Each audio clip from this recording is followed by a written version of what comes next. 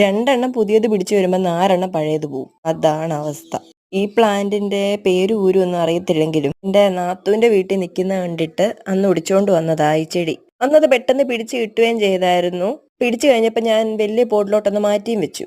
സംഭവം കുറച്ച് ദിവസമായിട്ട് ഇതിനൊരു ക്ഷീണം പോലെ കാണിച്ചിട്ട് പോട്ടിലെ സോയിൽ നല്ല ഡ്രൈ ആയിട്ടിരിക്കുന്നതെന്നാ പോട്ട് മിക്സ് ഒന്ന് മാറ്റി കൊടുക്കാന്ന് പറഞ്ഞ് എടുത്ത് നോക്കിയപ്പം അതിന്റെ വേരൊന്നും കാണുന്നില്ല.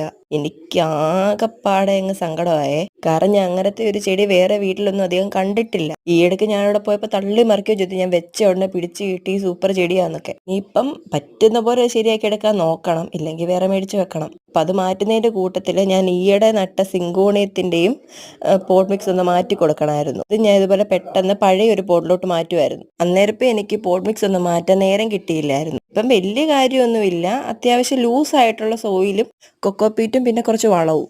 ഇടയ്ക്കിടയ്ക്ക് ഇങ്ങനെ ഓരോ പണി കിട്ടുമ്പം നമ്മൾ ചെയ്യാൻ ഉദ്ദേശിച്ച ജോലിയൊക്കെ പെൻഡിങ്ങിലാവും.